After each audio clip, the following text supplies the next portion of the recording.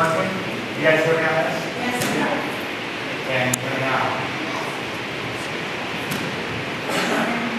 Alright, I gotta wear this because I walk around a little bit too much. But if it's not loud enough, you guys let me know. I'll yell or something. Welcome to Jolo Bible Camp.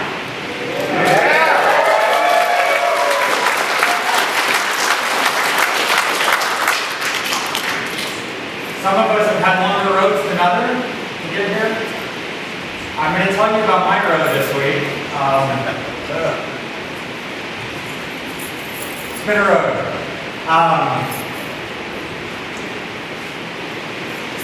So I don't know if all of you know, I just had a major surgery.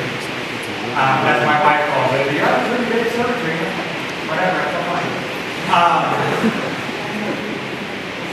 I just had brain surgery. Saturday night, I went in to get an MRI at the hospital, and they pulled me out of it, and they're like, we need to take you to the emergency room. Like, okay, well, that's not good. Get in there, not my doctor, but one of my doctor's associates was in there. He's like, oh, your doctor's so tore out about this, he's so upset. He looked all sad. I was like, I'm fine. I called Edie, I was like, hey, you need to come get me. I think they're going to fly me out. Come to find out my MRI, I had a mass in the back of my head, in my medulla oblongata. Who knows what that is? Who's seen it? Who's seen Waterboy? Medulla oblongata. What makes the alligators angry, right? That's it. Anyway, that's the area where all of your nerve endings and everything go through. Pretty important part of your brain, I guess. I got plenty. Needless to say, during that point, everyone's pretty stressed out. I called up Edie, I was like, hey, I'm getting flown out. We're going to have to go. I'm probably going to have surgery. She's freaking out, of course. I'm just like this, of course. That's just how I roll. So I'm sitting there, and I hope you guys don't mind me going through this whole story because there's a point. There's an ultimate point to the story, and it has nothing to do with me. It has nothing to do with how good I am, or how strong I am, or anything like that, but it does have to do with how powerful and strong our God is. So, we'll get there. I worked as a flight nurse for a while, and I have a lot of connections through that. Well, there was a flight nurse friend of mine that called me Saturday night, and, he sent me a Facebook message. He's like, hey, are you still teaching? I was like, yeah, I still teach. He's like, well, I've got a couple of classes I need. Can you help me up? I was like, well, I'm probably going to be out of the office for a couple of weeks. And we're going to have brain surgery. But when I get back to the office, I'll hit you up. He's like, oh, okay, well, here, let me get back to it. I just got called for a flight.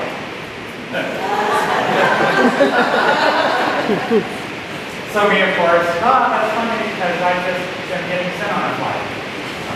He shows up, and it's actually quite the coincidence. But anyway, moving on. I do have lots of funny things to tell you this whole time because ultimately is as devastating as this could have been, it's not. And it won't be.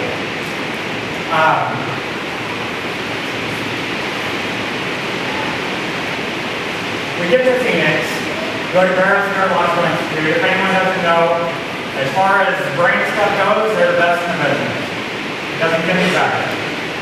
We show up there, Dee posts one little thing on Facebook, pray for James. 10 minutes later, 10,000 people praying. 10,000 people. Our God is powerful by himself. You get one person praying, he's even that much more powerful. How powerful do you think he is with 10,000 people praying? Knowing this made me 100% comforted, knowing that God's got this. I no longer had anything to worry about. I knew God's got this. So the night before surgery, I was stir crazy, so Dee Dee and I are up walking the halls, which shocked everyone because not many people in that unit are able to walk. We're walking and we walk by and see a nurse there, calls out my name. I look up and it's a lady I actually trained in ICU here at Summit, and she had seen the status on Facebook and everything like that and kind of knew the story.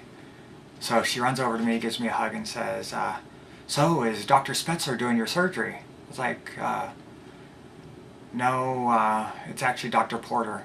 Well, Dr. Spetzer, he's the best. Dr. Porter, he's okay too. Okay too. I thought, well, that's comforting. But you know what? I would soon come to realize that Dr. Porter was the perfect man for the job. He actually came in to see us later on that night, and as he's telling us, he's explaining the surgery and all that. As he's walking out, my mom says, we'll be praying for you to have steady hands. And he said, you know what? I'll come in and I'll pray with all of you first thing in the morning if that's what you guys want. So the next morning, as we're getting ready to go down to surgery, he actually stops us in the hallway and grabs us, pulls us into a side room, and it's me and Dee Dee and the nurse that's there. And he says, okay, you guys mind if we pray real quick? I was like, no, that's awesome. That's exactly what we want. So we all hold hands, me, Dee Dee, the nurse, and Dr. Porter. And he leads a prayer, probably one of the most beautiful prayers I've ever heard. I know it wasn't a made-up prayer. I knew it was a genuine prayer. And again, you know, from that I knew that we had the perfect surgeon on the job. So it was another thing that just comforted me through this whole thing. One less thing I had to worry about. But I have to tell you, I did have one breakdown through this whole thing. Sitting in my room before surgery, just waiting. None of the family had shown up, so I'm in the room all by myself, listening to music and reading my Bible. And I'm listening to Casting Crowns, Praise You in This Storm. If you've never heard that song, beautiful song, great song. Maybe not the best song before brain surgery, but pretty good song. Another one I was listening to is Matthew West, Strong Enough. Another great song talking about how whenever you're not strong enough, God's strong enough for you. A perfect song for the time. But I was reading Job. If you've never read Job, you need to do it, because Job was a very, very godly man. So powerful, so godly that Satan went to God and said, you know what? I'm going to get Job to turn his back on you. And God said, nope, you can't touch him. I know that he's strong enough that he can withstand anything you throw at his way. Again, great stuff to read, great music, probably not the best thing to, probably not the best scriptures to read right before brain surgery. He took everyone in his family. He took all of his land, all of his livestock, everything, left him basically broken, homeless, with nothing but God to depend on. And what did Job say? In Job 1:21, he said, the Lord gives and the Lord takes away. That's not what you want to hear right before brain surgery.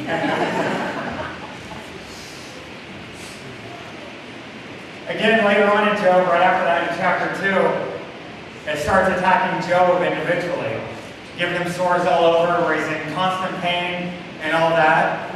And again, does Job turn his back on God? No, in 2:10, he said, should we accept only good from God, not adversity?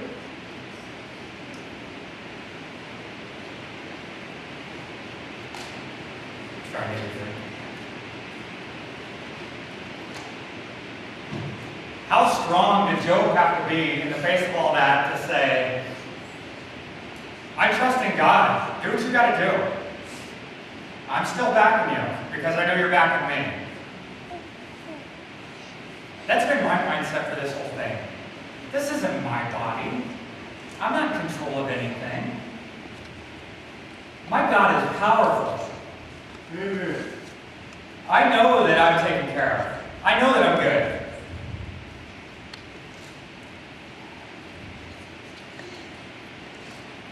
This is really hard for me tonight because some of the people that have inspired me the most in my life are in here.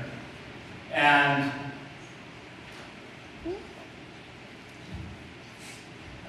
I just want to inspire people through my story, because if I can't do that, then what am I doing? God's working through me, and if I can't show that to other people, what's the point? What is the point? Our God is powerful. He can move mountains. He can cure cancer. What else do we need?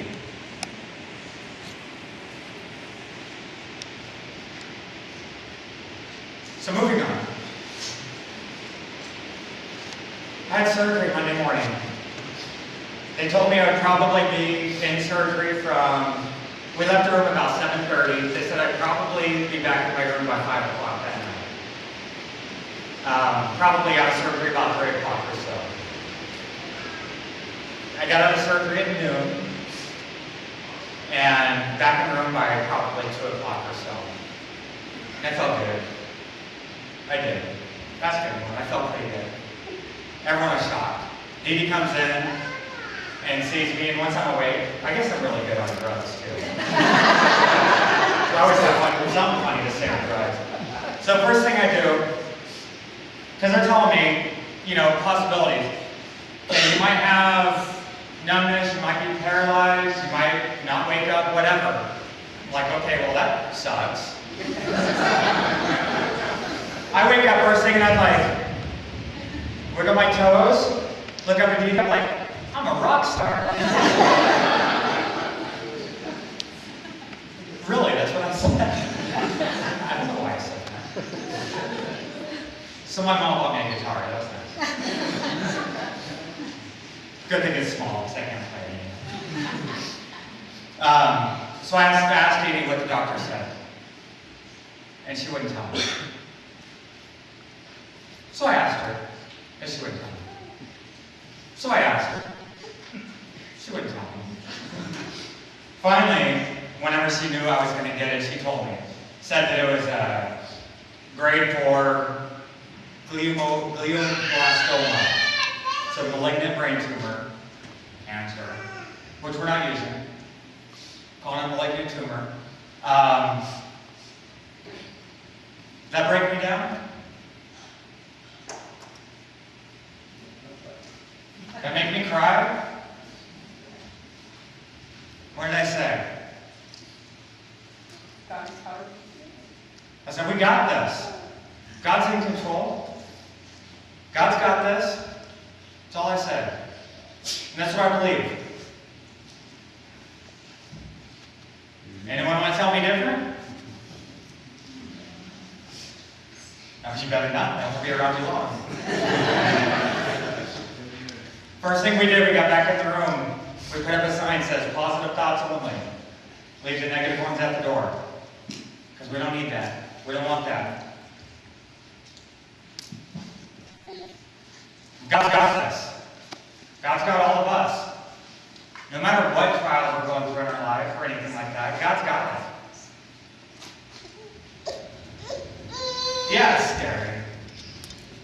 It's been scary through the whole thing. Maybe not so much for me as it is for everyone else, because I know I'm good. I'm never going to lose sight of what my goal is. My goal is to live how I'm supposed to live for Christ, knowing that He's got my back. And I'm going to spread that word to other people. And that's what it's all about. That's it. So, there's never been a goal that I have not accomplished in my life. Everything I wanted to accomplish, I've done it. Does that make me strong? Maybe. For this, do I have to be strong? No, my God's strong. I don't have to be. I will be. I don't have to be. God's got me.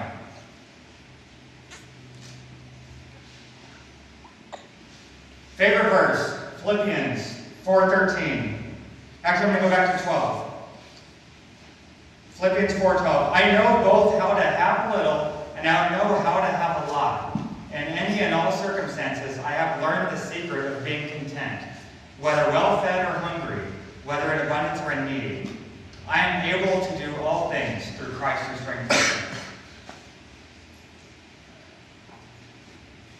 I've lived my life in abundance.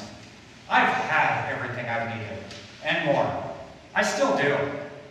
If I get to the point I'm in need, is that going to change the way I think?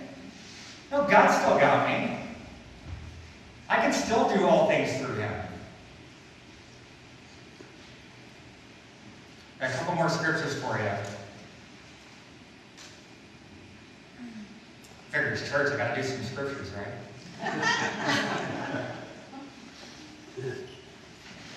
Okay, Romans chapter 8.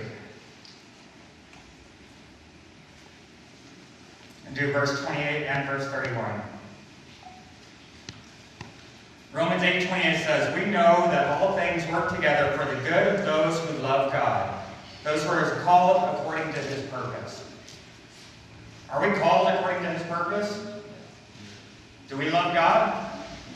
Does God love us? Okay. 31. What then are we to say about these things? If God is for us, who is against us? Who? If we've got God on our side, who is against us?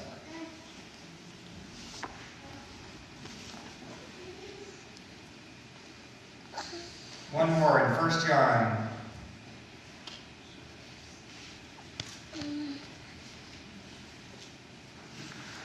Chapter 4.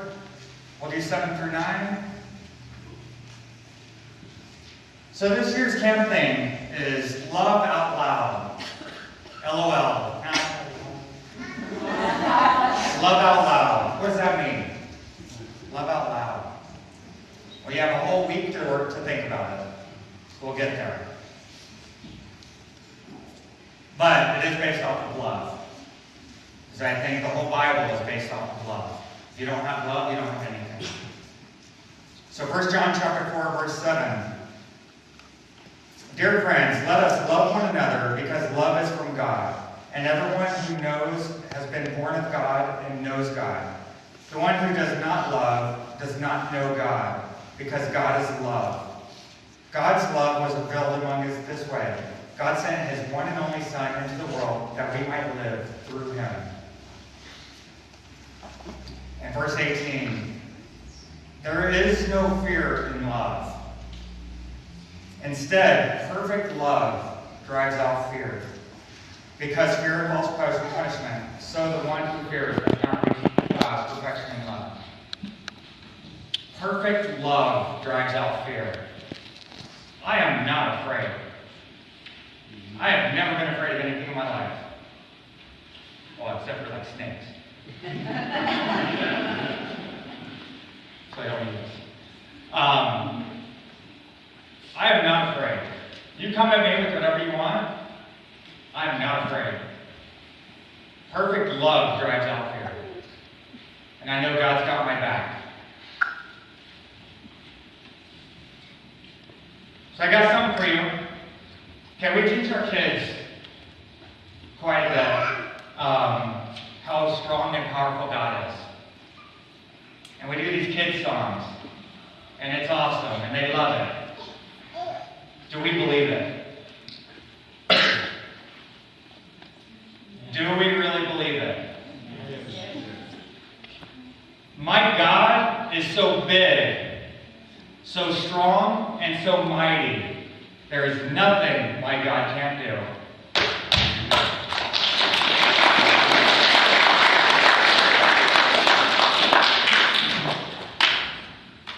That's going to be our chant all week. Okay? You guys follow me? You guys want to try it out one time? Yeah. Hey, it goes, my God is so big, so strong, and so mighty. There is nothing my God cannot do. All right. Here we go. My God is so big, so strong and so mighty, there is nothing my God cannot do.